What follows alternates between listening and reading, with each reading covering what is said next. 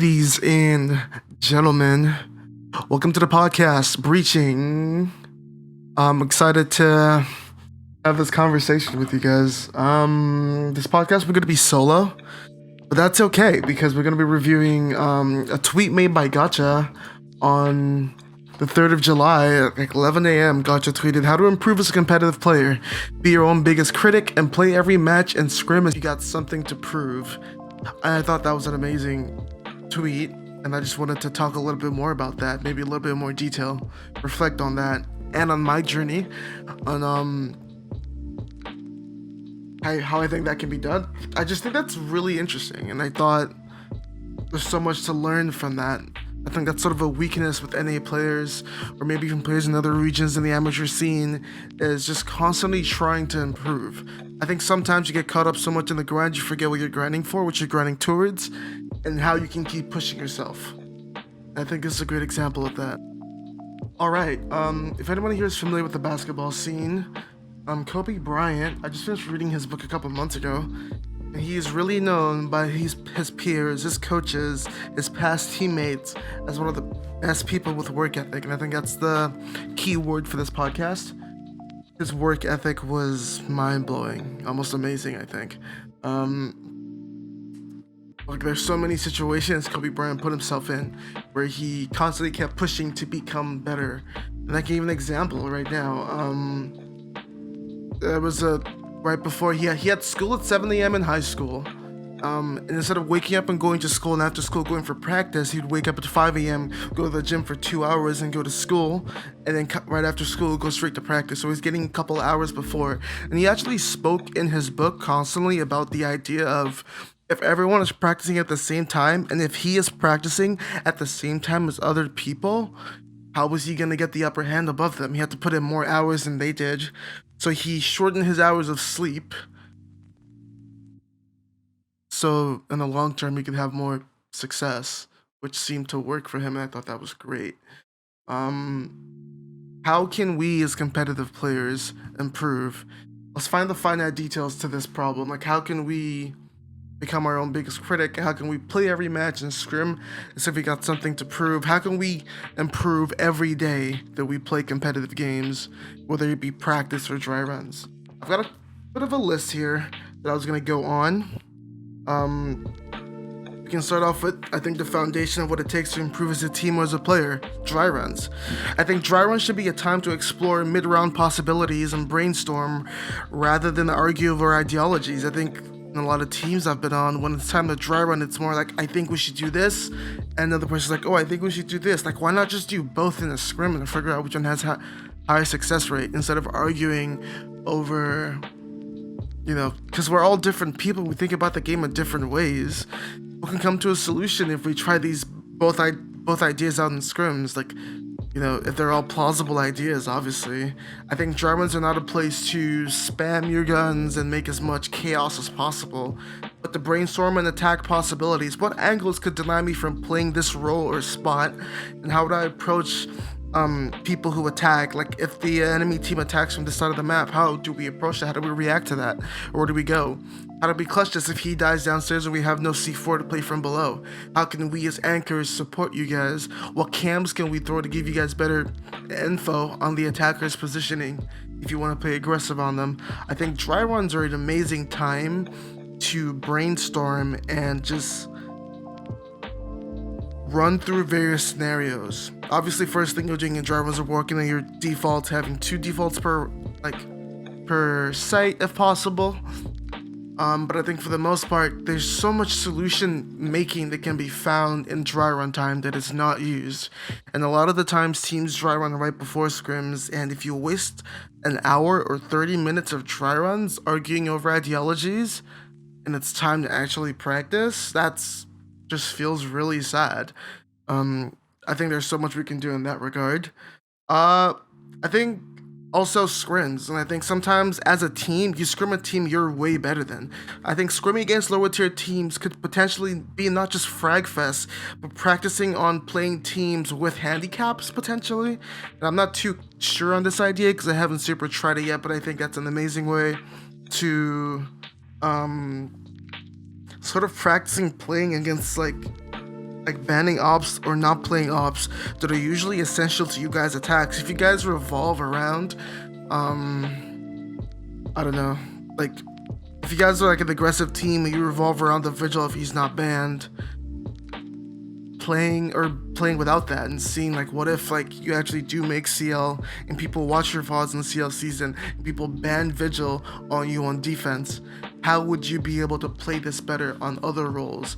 How would you be able to get utility down and reinforcements down as Jaeger in time, be able to hunt drones after, and then be able to play the round to almost a full potential when you don't have that, denial drone ability as Vigil will do.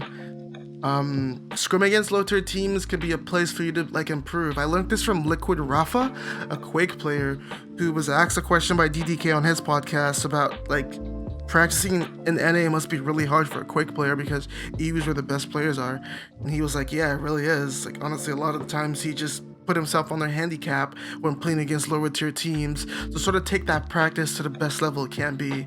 Let's not forget the tweet. Play every match in Scrim and see if you got something to improve. So if you got something to prove here, it's can I play against these lower tier teams with a handicap and still have a high success rate in this Scrim? And I think that's something people can think about instead of just going for really heavy frag chases. I think things a lot of players can do a lot more is rewatching their own VODs, recording your VODs and POVs, and just revisiting your errors, revisiting things you did well. You like got 3 kills in 1 round. How'd you get these kills? What about if you don't get these kills? Like, what about if you're holding this angle and no one actually peeks it? What place can you go to aid your team? Like, how can you help your team better in this situation? Revisiting your errors in communication. Checking out your use of utility. Did you waste utility here? Did you have a lack of use in utility in the other place? Looking at how your drone game is as a support player. I talk about this all the time, sometimes on stream, as to how to improve as a support player.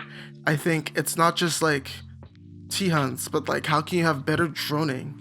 How can you have better drone info? For example, instead of droning a map like Clubhouse as soon as the prep phase is over, where can you keep your drone to watch the main stairs that'll let you know if someone came up main? Because that drone is way easier than individually droning the gym, the bedroom, the bathroom, and logistics office, and then coming down the main stairs to see if anyone's playing main stairs aggressively before helping to drone first floor. Why not have a drone watching if someone goes up the main stairs and you can automatically call those parts of the map are clear, have another teammate have a drone watching the cache stairs, and one more drone in garage, and you guys have info if your 3rd floor is clear or not. That way you can spend a couple other seconds after the prep phase droning into the 1st floor. I think that makes things so much easier. I think sort of always revisiting, how can I do this better? Like, how can I approach this angle better? How can I have the higher percentage of winning this fight better if I am an aggressor, if I am an entry frag? How can I catch people off guard? What's a popular spot people play? What if I get killed by a lot? This guy killed me playing this spot 3 times in a round. How can I approach this differently if someone does this again? How can my teammate help me? How can my teammate put a crossfire on this guy while I push him towards like the crossfire positioning? I think it can be really important in that regard to always think about when rewatching your VODs, how things could be done easier, how things could be taking less time, because like, at least at the moment in the Siege game, it almost feels like just time efficiency on attack is important. How fast can you take these things on bank? How fast can you take servers? After clearing the room, how fast can you get the wall open? How fast can you make sure I've had a play-by-play with Smoke's utility to get the plant down. How fast can you make sure you are still like making sure the defenders don't feel safe and can play the garage angle with someone coming through garage?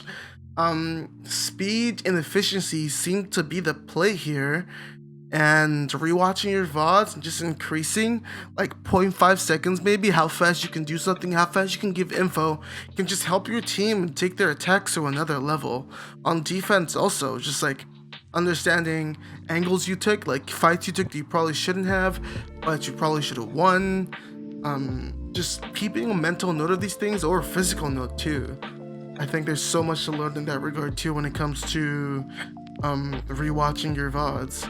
And even in the topic of VODs, I think watching Pro League VODs are super important, and Challenger VODs, watching VODs in the leagues you were in.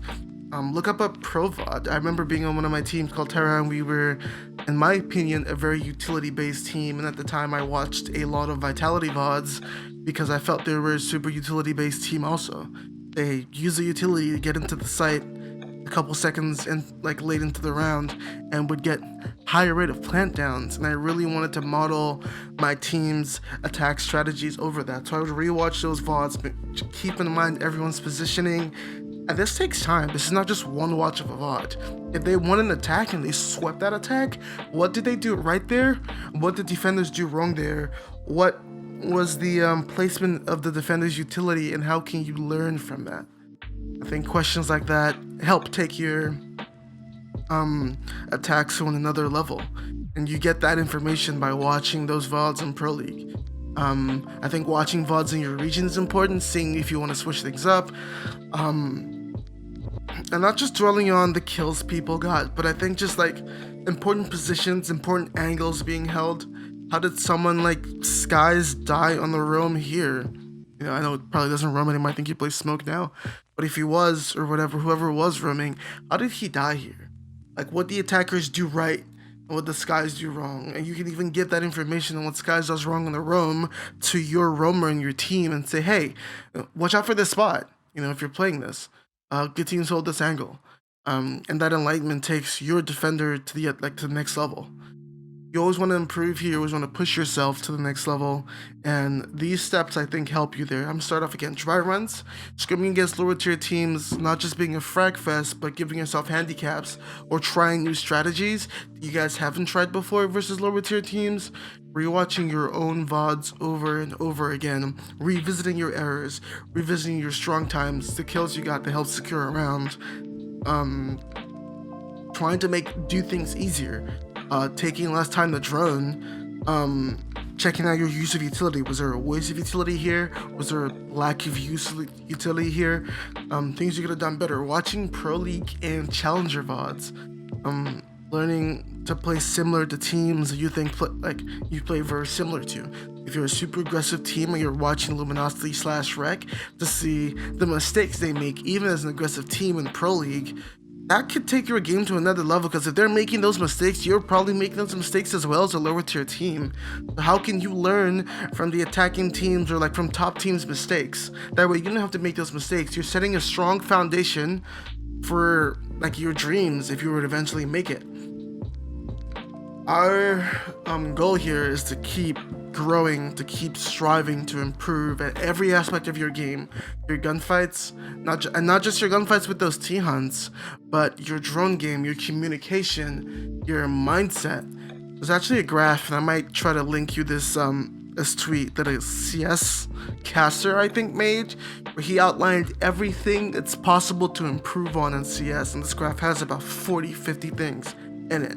And I think everything on that graph is translatable to Siege, in maybe apart from money management, because we don't have any of those in Siege, but every other thing is fully transferable.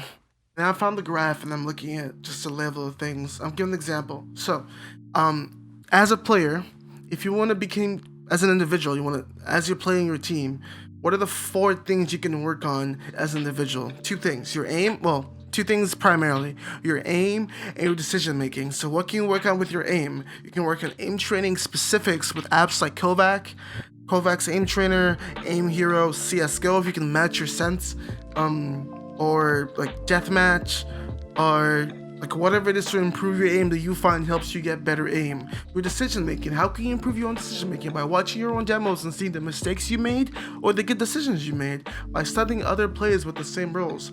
How can you improve as a teammate? By watching your team's VODs together and seeing crossfire angles you guys could set up better to make better decision making as a team, to rehearse your strategies in dry runs and make sure you never forget those reinforcements that might cost you a round sometimes. What are the aspects of decision making you can make? Your power play, like decision making during clutches, your positioning at all times, how you read up like your like enemies and how you read into their strategies, and how you sort of position yourself based on that. Even as an individual player, your mental fortitude is super important. How do you stay focused? Like, make sure you're staying focused when you're having easy games, and make sure you playing your 100% when you're in losses, and make sure you mentally reset in between rounds. Your mechanical skill as a player, super important. Your aim, an aspect of your crosshair placement, your sensitivity control, making sure like you're winning the fights usually. Like, how do you win most of your fights? Your movement, your shoulder peaks, your wide peaks, your quick peaks, your use of utility. All these are aspects of mechanical skill. Your communication, and that in a team can like be either information communication. So what are you covering? Are you communicating that? What do you see? Are you communicating that? What are you doing? Are you communicating that? Your tone when communicating, because sometimes, and I think we having this problem currently, there's a balance between how you make some calls based on your surety of it. If you're seeing someone in the maestro cam and you call that out to your team and they hear that, and they like understand that, like, yo, okay, this is really important. Guy coming 90 right behind you, IQ. Like, making a call like that versus like if you're making a call based on sound and there's a level of like certainty, the 50-50 call maybe, and you're trying to help a teammate out, your tone there is really important. Friends, we can do so much to improve and continue to push ourselves to become the best we can be and follow our dreams. It's easy to get lazy when you realize you're playing video games, but to make it to the top, to become professionals at this, which is our dream, we have to push ourselves farther than ever before. We have to have the drive of underage players to continually improve and push ourselves. And we have to have like as much mechanical skill as the pro players up there right now, if not better. We already have like so much to prove as to why pro players who are being recycled shouldn't be picked up. As a growing competitive player who wants to make it to the professional scene, you have so much to prove as to why you should be given a tryout and not just another professional player who's LFT at the time. I hope you guys take this advice seriously. I'll link Ultra's tweet in the description. I will link the flowchart so you guys can check that out. I think it's an amazing. I stream on Twitch almost every other day if possible, and I try to release as much content on this YouTube channel as possible. Unfortunately, I can't keep my podcast on Spotify as consistently as I'd like to because it costs about $20 a month, and I honestly just can't afford that if I'm being really honest. But I will try, see if I can get some more free trials and help put the podcast on other mediums for you guys. Thank you so much for watching my videos. Thank you so much for the subs. If you enjoyed this video, give it a like and give it a subscription, or share your comments on improvement in mind. I'd love to have a conversation in the comment section with you about like what you could do better, what I could do better, and just the ways in which you push yourself. Have an amazing week, friends.